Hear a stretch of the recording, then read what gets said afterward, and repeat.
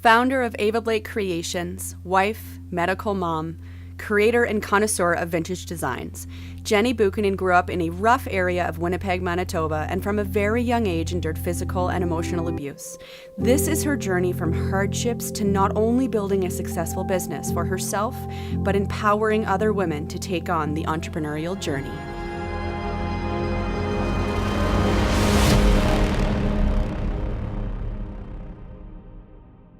Nobody was an entrepreneur. Nobody owned their own business. There was lots of trauma from that sort of era, alcoholism. There's a lot of addiction problems on that side. We were born in a really poor area of Winnipeg. And then we kind of moved to a town maybe 20 minutes outside of Winnipeg. And it was literally like 1,200 people in the town. And a little bit crazy, I just always felt like I was in a bubble. Like in a cage, and I can't grow. And when I grow, there was so much judgment that I would get angry. So I was very angry. I had my first baby when I was young. The teacher I had at the time when I was pregnant said, "You're coming back here to finish this course." I was taking a nurse's aid course. Mm-hmm. And I was like, "Well, I'm having a baby." And she's like, "I don't care. You're finding someone to look after that baby because this is going to be your career. So you have to promise me and I will phone you, you're coming back." And I said, "Okay." Nobody else was guiding me in that time. I found a babysitter for my 4-month-old baby, and I went back to school and got my nursing aid and got a job because you basically, where you had work experience, they hired you. So I met a girl in the course at the time, and we were kind of working, and I was just caged. As much as I changed and was busting out, there was so much judgment. She came to Alberta to visit her sister and said we should move there. So I did a runaway bride. And we gave our 2 weeks notice. I loaded up a Lincoln, a 76 Lincoln with a working 8-track. And we drove to Alberta, like Thelma and Louise. Literally, we wrote a note of everything that we hated in Manitoba and threw out the window and came here. We both got 3 jobs in 2 weeks, got an apartment. So two girls just hit the road. Yeah. And never looked back. No. So it was you and your girlfriend and your daughter, I guess, at the time. Son. Your son at the time. So you guys drove all the way out here. Yeah. What was your plan? Well, we literally put our applications out, our resumes out, and phoned back the next day to every place we put it in. "Hey, did you have a chance to look at my resume? Hey, did you have..." So we got 3 jobs to equal one full-time, right? Because nursing is shifts and whatever. And then it was mom life. Yes. How was that? How did you respond to mom life? Our family all had babies young. That's what you do when you live in Manitoba, and by the time you're 20, everyone's like, you need to have babies and get married. That's what it's about. And so he totally saved me. He saved me from abusive situations. And the second I saw him, I was like, this kid is not going to live like that. And I just made it happen. I just got restraining orders and did what had to be done. And then even moving to Alberta, I thought, this is going to be the best life. The mountains are here. I want him to grow up skiing. I want him to grow up, sports, and it's not so much like that in Manitoba, lifestyle wise. And then within that first year of me living here, at the end of that year, I met my now husband.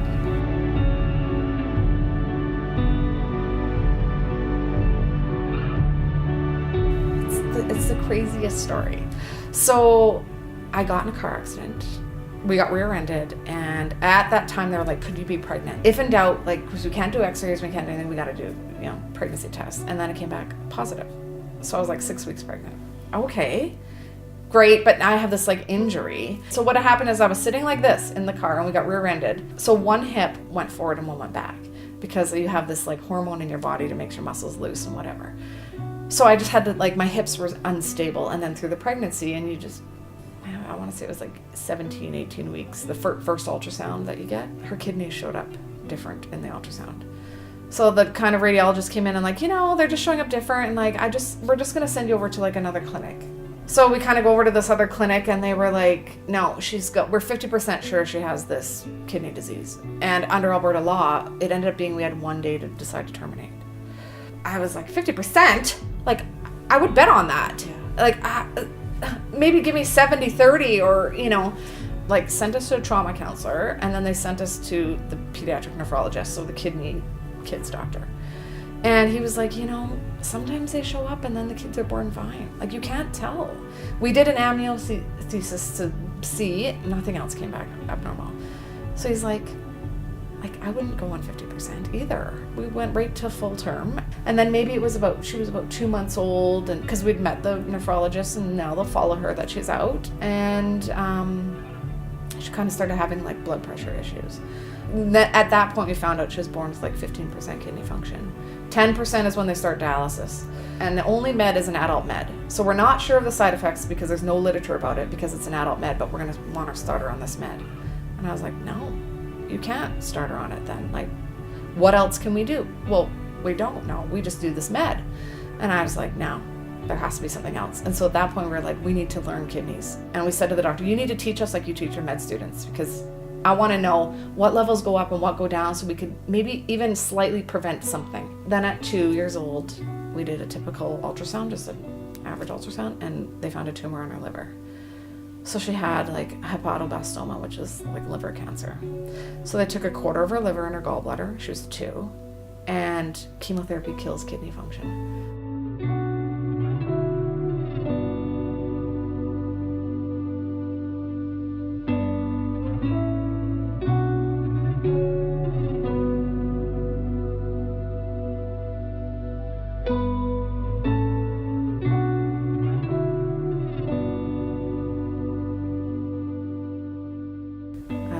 I lost it. Of course, I've had, lots of little breakdowns all along, but that was really a kicker because you kind of traded one disease for the other, right? We just fixed her kidney and just got her great, and now we're invasive diabetes in your face. It's all about coping too, I think.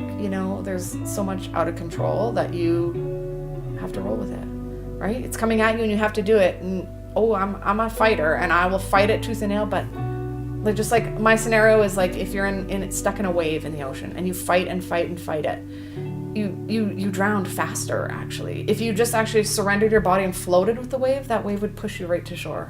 She's had about around 30 surgeries through her life, and she's 17 now.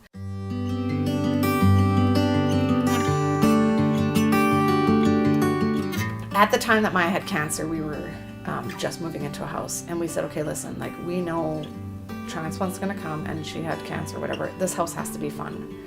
So we built a media room, and we built like a theater for her so we could be at the movies every day, and things, because we're gonna be stuck in this house. So we built the house to have fun, and it worked perfect for us. And then in doing that, I had to learn to design. I got my house looking like a show home, and then I thought, it's horrible. Who lives here? Nobody can touch anything. Kids do not run and play and move that tray with that plant and that cup on there, because then it doesn't look like a show home. And I had this dresser. It was from my grandpa's brother. And so it was 90 years old or 80 years old at the time. And my mom had just lugged it around everywhere. Hideous, crusty, yellow, brown, but completely sturdy. And then I spray painted it white. And then it was literally the most beautiful piece in my house. And then I got more custom in my design and houses I started designing. So then right from the blueprint I would design, I just started painting and doing, painted a table white, and I thought, well, it can't be the same as anybody. So I thought, I want this table to look like maybe I got it in Paris, you don't know. And so I handed a Paris address on it. Immediately I was like my heart burst, then chalk paint hit the scene. And so I'd heard about it, and I thought, well, I better try it. If I'm painting furniture, I better try. So I threw a sheet down. I put this dresser on the sheet, I painted it, and drew this graphic on it. This was all in one night. And I waxed it, and I pulled the sheet out, and I just stared at it like what just happened? Mm-hmm. A friend of mine said, you should start a blog. And I thought, I don't know how to blog. I'm not even savvy in the computer. And he said, no, I'll walk you through it. You just open it up and write what you want, show your before and after pictures, and you're done. And I was like, okay. And I really just did that. A little blurb, here's what I found, here's what I did, and blogged it. And I blogged about the chalk paint. So the woman who owns the chalk paint company in Canada phoned and said, I want you to come to Vancouver. I'm having this weekend thing. We're talking about the paint. I'm teaching the ins and outs of this paint, and I want you there. So I flew to Vancouver. And she was a faux artist, her whole life. And it burst my creative soul open. I don't even think I slept. I was so excited. This is amazing. And I'm not a medical mom right now. And it's just for me. And there's other people here. And so then I talked to my husband and he's like, yeah, sure, you should. Like, open a studio in your garage and like you could teach classes there. Because it was like, you carry the paint, but you got to show people how to use it.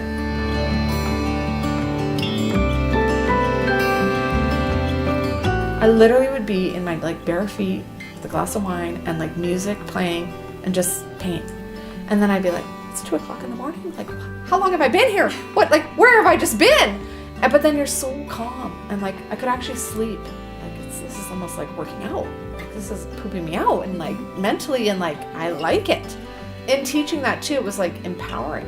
I started saying to them like, this is empowering for women to like, you feel this something like that. I've never felt this before in my life, and I feel like the more I do, the more it comes right back to me, and I feel full.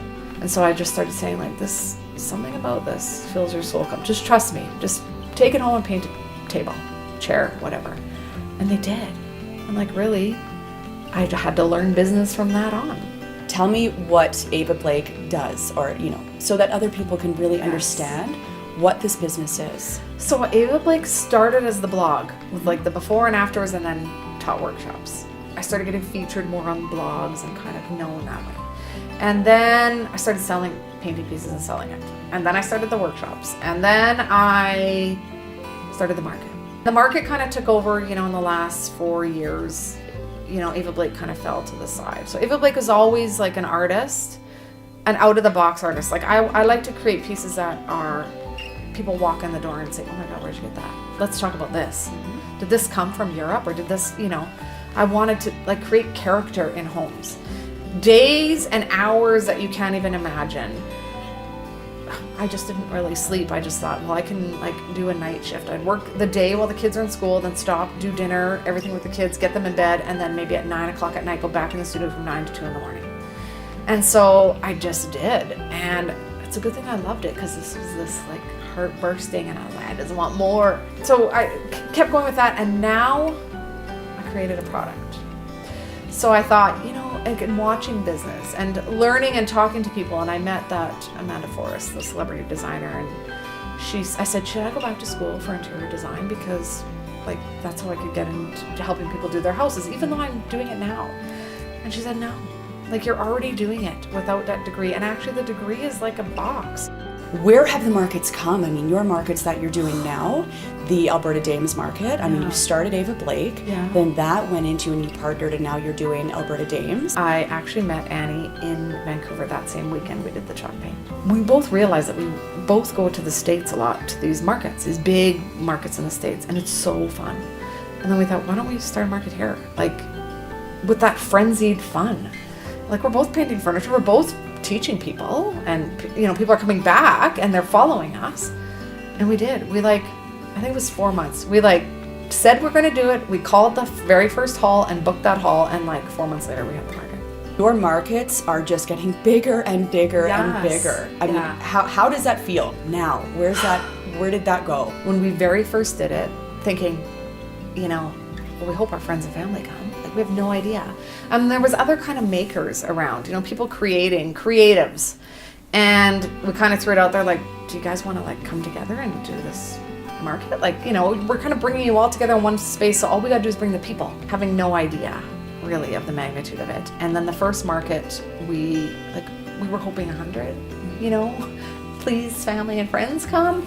And it was lined up outside the door, and there was, I think it was 500 or 700 people there. And people were running in the door and grabbing a trunk and saying, this is mine, this is mine. And we were just do they follow me? Do they even know me? Do they love it just because it's there? Are they buying it because I did it? It was just mind blowing. And all the all the other vendors came up to us we literally just sold more than we've ever sold ever. And us too. And we were just oh my gosh, we have a following, right? Now I think we've had people come and do our markets that now are so big they don't even do markets anymore. They're online sales, and these are moms or people that have lost their job. We had a couple. He was a welder and he lost his job, and they have that machine that kind of, you can put your program in or whatever, and it'll laser out a design, say anchors or whatnot. And she said, do you think this would go in your show? And I was like, yeah, I do. Metal art, that's amazing. And really detailed. So they came to the market, And her husband was like teary-eyed. Like, I have not worked. Like, I lost my welding job. I never ever thought that I could like cut out some anchors and literally sell them all in a day. I love it. I'll probably do it till I'm 99. Like, it's such a buzz that day, and the people are so excited, and people more, what I'm seeing now in the last couple of years is people want to support local. They're recognizing like a home business. Like, when I buy this piece of art from you, you're doing a happy dance, and you know, you're supporting your kids, instead of me going to like a big box store and be like, oh, I'll just buy this, and my neighbors all have the same. And they're actually excited to like talk to the makers, and so it's even bigger, right? It's just growing bigger, and the awareness of that, and like, we can actually succeed in this like creative industry, whatever it is. Maybe we're forging the way now, we don't even know, but it's just like, it's building bigger.